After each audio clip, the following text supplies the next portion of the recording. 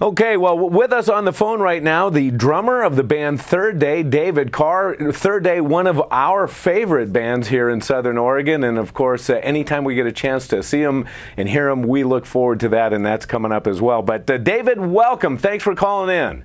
Hey, glad to call in. Good to talk to you. Hey, a couple of things. First of all, let's start at the very beginning. What comes to mind when I say the Bullard Family Singers? Oh, goodness. Well, I think what comes to mind is, first of all, I remember just being very dorky and geeky looking with my my glasses and my lack of any style back then, just playing drums for this little family kind of campy band. But it was fun. It was a start. Well, and that's where you guys all kind of bumped into each other, playing at a church, from what I understand. Exactly. We were all, it was, meant to be, obviously. But Third Day was Mac and Mark at the time, and Ty and myself were playing with this Bullard band, and we did our little set, and then this band was coming on next called Third Day, and Ty and I were like, let's leave, let's go to the Waffle House.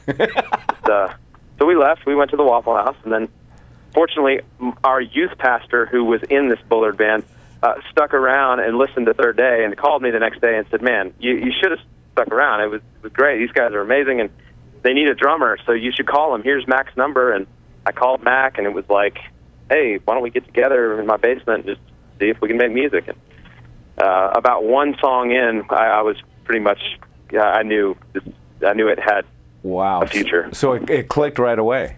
Oh, absolutely. It was just like instantly, wow, this is something. How many years ago was that? When was that? That was 20 years ago. Oh, man. Yeah, it was in November of '92, I believe. We just kind of got together, and here we are, 20 years later. I'd say it's all working out pretty good. Yeah. It's been a long road, but you guys, because a lot of bands obviously don't have that kind of longevity, and along with that comes a lot of big life, including family, wives and kids and things. Talk a little bit about that, about what Third Day has behind them as far as families is concerned. Well, we all have wives and kids, and Ty has 6 kids. He's kind of the overachiever in that department. Mac has 5, and then Mark and I each have 2. And that's just part of life. You get. For the majority of people, you get married, you have kids, and you do life. And what's really been amazing for us is that though we get to be out here on the road and do this thing, in front of an audience, put albums out, and it has this sort of glamorous sheen to it. When we get off the road and go home, we're just husbands and fathers, and there are some big differences between us and a lot of our friends who have sort of the 9-to-5 kind of jobs, but only really in that department. We get a lot of time with our families, and some of us still mow our own grass and take the trash out, and we're pretty normal guys. It's almost hard to. We don't want to put on our rock star face and then take it off, and then. It seems kind of silly, but there is sort of this dual life kind of thing that happens. Yeah, and you're right, because you obviously you have your family life, your home life, and what we think of as a normal or a regular lifestyle. Then you have the rock star element as well, because you guys have accomplished a tremendous amount. On top of that, though, you guys have something extra, and that's a ministry, and that's something that has to be balanced in all of this. Yeah. Yeah, absolutely. Ministry is it's not something we can force, and it's not something we can really. I don't believe we can effectively conjure it up on our own very well. I think it springs forth from. It's fruit that comes from reaping what we sow, and so. But the scary thing about that is, it's also how we pay the bills. So it could be very easy to kind of just go, well, hey, if we just do this, then people will think it's good, and people will think that we're into it, and that we're serving God, and it could be very easy to fake it, and we've seen that over the years. Everybody's seen that in ministries and music and all kinds of TV sort of endeavors of ministry, and so ministry is such a scary word sometimes, because it it can look very real and yet be very unreal. Yeah. I'm grateful, though. I'm really thankful that the name of Jesus is always real and always powerful. And, you know, it's amazing. I mean, Paul said, as long as the gospel is preached, that's the main point. And, of course, we don't want to preach it with a false heart or a false attitude, and we strive to keep it real. And and there are nights. I mean, I say this all the time. There are nights when I'm up on stage and I feel like I am going through the motions. I don't feel anything, you know. I'm not feeling anything, any kind of passion for what I'm doing. And I hate that, you know. But I think if anyone's honest, I mean, we all have to just do that sometimes. That's just humanity and that's just life. But I'm so grateful that God has knitted us together in a way that He has sustained us through the great seasons and the tough seasons. And His word goes forth every night, and we know that good things happen. And that's, that's why you guys can stay together for 20 years, because you understand what this is really all about. A lot of folks get kind of on that roller coaster, and in the dry times, it's hard for them to keep going. In the high times, it is also tough to balance as well. But I got to mention to you, David, the other day I had a guy come up to my house who was going to do, they're part of tree trimming services, and they clean up the trees for the power lines and make sure that they don't blow down. And so he came up into my house and knocked, and he was going to tell me he was working on our property. And when he was all done, he looked at my T-shirt and he goes, "Oh, third day." He goes, "Hey man, I've seen them twice. They're awesome." Cool. Yeah, go cut our trees. That's awesome too. But now I've had others look at that name and it didn't register to them. Talk a little bit about not the band, but the name Third Day. Yeah, well, Third Day. A lot of times people ask us what it means, and it's simply the resurrection of Christ on the third day. A lot of times I think we can, in the church, we can talk about Jesus dying for our sins and the forgiveness that comes from that, and it's so wonderful, and yet we stop there sometimes and we forget about just how amazing that third day was, because without that, I think the crucifixion was just complete tragedy. But with resurrection, it gives us new life. We died with Christ, but we've also been raised with Him.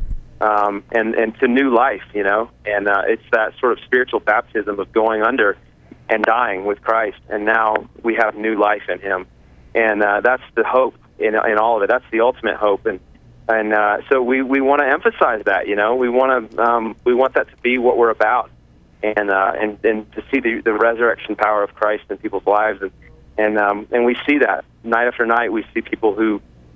We hear testimonies from people who've come alive, and so just the name Third Day is so special to us, not just because it's the name on our CDs and our T-shirts and merchandise, but it's because of what Christ did and what God did through His Son to give all of us life.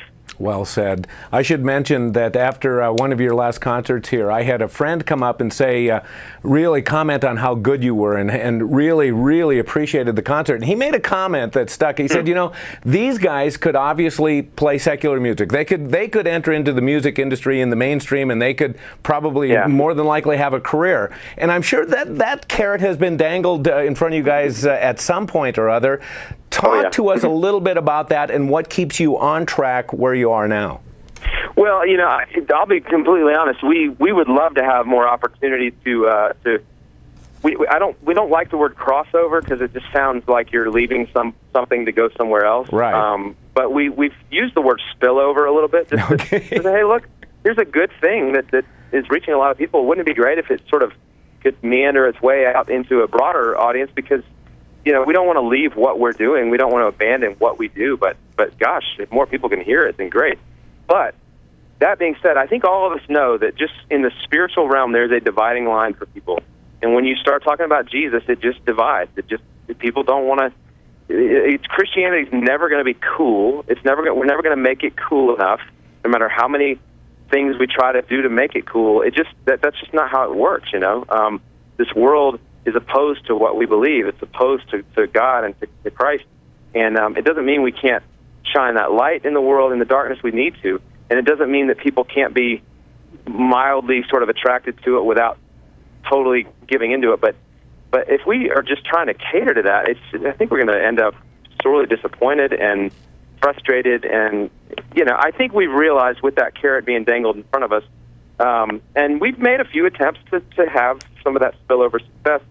But we've realized, we have such a great thing in our fan base and in our audience. And why would we want to abandon that, At the same time, if when we get called to do the Tonight Show, we're going to go do the Tonight Show. Right on. So, yeah, I would too. Hey, yeah. I have to ask you too. A very, very interesting email came to me. Oh gosh, it's been a couple years ago now, and it was you guys that you'd sent out to, I think, a bunch of program directors, radio stations, and it was a little video clip of you guys asking us to play a particular song. What it impressed me, though, was it wasn't your song, it was Trevor Morgan. Oh, yeah, that's right. That's right, we did that. Yeah, we were helping Trevor out, trying to get him out there. And I thought that was awesome, David, and it really hit me. And Trevor Morgan, that song, it was Jesus Rides the Subway, I believe. Yeah, and that's right. It's still in my playlist right now because you guys sent me that video. And that's cool. As a musician, I appreciate it, man. Well, yeah, so no, we appreciated it. Do you have a chance to do those things a little bit more frequently now that you guys are established as you are? Absolutely. I mean, it's because I think a lot of programmers in radio and a lot of people who work in all kinds of Christian media, a lot of them haven't been doing it as long as we've been doing this. It's kind of we've earned almost a respect from that community to say, hey, look, would you consider doing this or consider playing that? Because there's always going to be a little bit of lobbying for our own interest and all that, and I think there's a healthy degree of that we can put out there. But we've always appreciated just how responsive our fans are. If we say jump, they ask how high. And if we say, hey, will you sponsor these kids through World Vision, they do it. Yeah, that's true. And if we ask radio, hey, would you do us this favor, it's oftentimes met with a very warm welcome. So. All right. Well, I appreciate it. David Carr, drummer of Third Day. I'm holding up your album right now. The name of it is Miracle. And could you give us a word on this album?